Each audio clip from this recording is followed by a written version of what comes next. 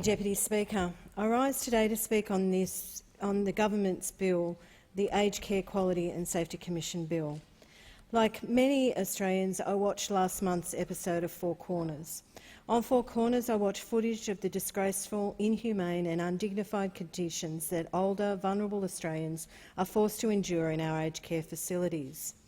These are people who have spent their lives building Australia to be the nation we are today. They are Australians who've worked, have toiled and have fought for their country. They are certainly Australians who deserve better. But, Mr Speaker, as I watched Four Corners last month, I was disappointed, I was disturbed, but I am not surprised. Those of us who've had loved ones in aged care have watched the standards and quality of care slip for far too long, particularly on this government's watch. This is no way to treat our most senior and some of our most vulnerable members of our community. I acknowledge the member for Forrest for sharing her mother's and her family's experiences of aged care. It is unfortunately too often the story that resonates with many of our own electorates, and it certainly resonates with my family's experiences of my mother's 13 years in aged care. In the light of the Four Corners expose, the government seems to have suddenly remembered the Carnell-Paterson review. This review came out in October 2017. I'd like to ask why it's been sitting on the minister's desk for the better part of a year. The Carnell-Paterson review outlined 10 recommendations. 10 recommendations, Deputy Speaker, on how to improve quality regulatory processes in aged care. And now, nearly a year later, they've produced legislation enacting one of these 10 recommendations. The government says that the purpose of the bill is to establish a new Aged Care Quality and Safety Commission. We in the opposition welcome this. Having a single point of contact for aged care consumers and providers in relation to quality of care is a good thing. However, it does not fix an aged care system that is broken beyond the help of a single bureaucratic measure.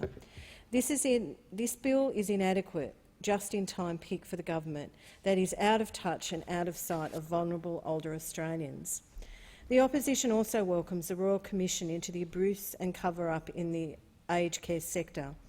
But action on this crisis can't wait until the Royal Commission is finished. This government is well aware of the woeful state of aged care in Australia. It's commissioned dozens of reports and reviews, and it knows what needs to be done to fix the problems in the sector.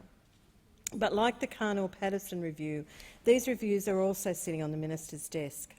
This Royal Commission is badly needed, but many of the issues in the aged care sector are a product of the government's cuts to aged care. Delay in action is the failing government's passing the buck. We do not need to wait for a Royal Commission into aged care to deliver its final report. We can act now. We already know the quality standards and reporting systems are not working. We know there's not enough aged care workers, and those who do work in this sector are not adequately paid, respected or supported to do their jobs. Aged care workers undergo limited training. Some may suggest inadequate training. Currently, workers are able to enter aged care industry with a certificate course and are often paid minimum wage to do so. Given the level of care and attention that those with high care needs required, there seems to be a clear gap between the standard of care for older Australians and what they deserve and the way that we train and develop our aged care workers. However, I do recognise there are wonderful, dedicated workers who do their best in demanding conditions within our aged care facilities. We need to ensure that there is adequate support to ensure all workers in the sector are able to perform to the best of their ability. It's been 2 months since the Minister for Aged Care received the Aged Care Workforce Task Force, a matter of care strategy. Only now, Mr Deputy Speaker, has the Liberal government publicly released this strategy. We call on the government to implement the workforce strategy as soon as possible.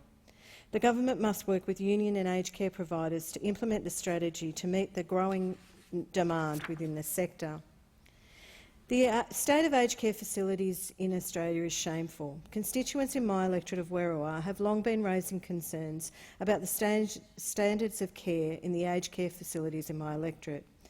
Whilst there are some really, really good facilities who care deeply about the people in their care, some have reported to my office that they fear raising other concerns due to the mistreat of other residents who've spoken out. The thing that most concerns me about the latest revelations from the Four Corners story, and what I learned from constituents, is that aged care has not changed in decades. The treatment of our elderly and most vulnerable has not improved. Indeed, for many it has deteriorated significantly. All of us in this place must have personal experiences of family members needing aged care.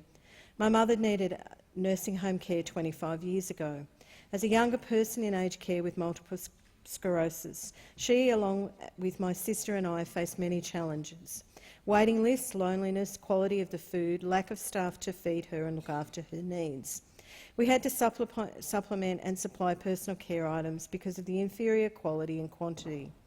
We were there every day to ensure she was given dinner and lunch, because overworked staff didn't have time to get around to everyone while it was hot and palatable. I saw how hard these staff worked and how much they cared about their residents. And this was back in the days when there were registered nurses, most often on more than one on every shift. 7 years ago, my husband's grandparents entered an aged care facility. There I saw the same dedicated staff, but it was clear they were more overworked and the experience and level of training had further reduced. Given the revelations of Four Corners, it seems that the quality of aged care has not improved, and this just isn't good enough. There have been reports after reports about the situation. We know that the baby boomers were going to start needing this sort of supported care for several decades, and yet for 5 years the government has not acted any policy and has made no progress to improvement. The reforms introduced by Labor in 2012 were the beginning of this government, and this government has not let aged care policy fall by the wayside. This is what happens when funding is ripped out from the aged care sector.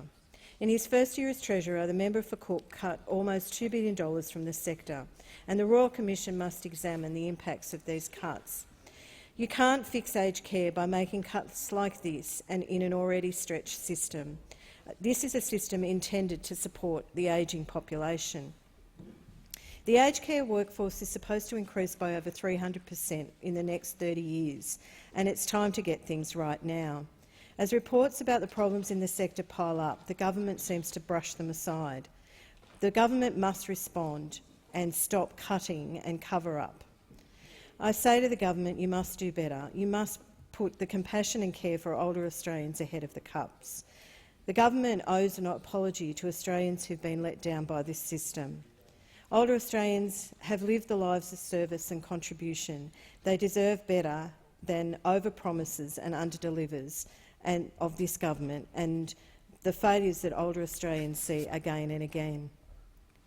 Mr Speaker, it is a true measure of the Australian society how we treat our most vulnerable of citizens.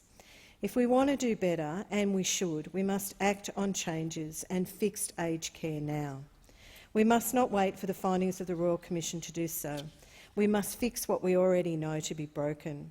These proud Australians affected by the inadequacy of the aged care system built this nation and fought to secure the future we now enjoy. They are our mothers, our fathers and our grandparents. They deserve better, and this government should do better.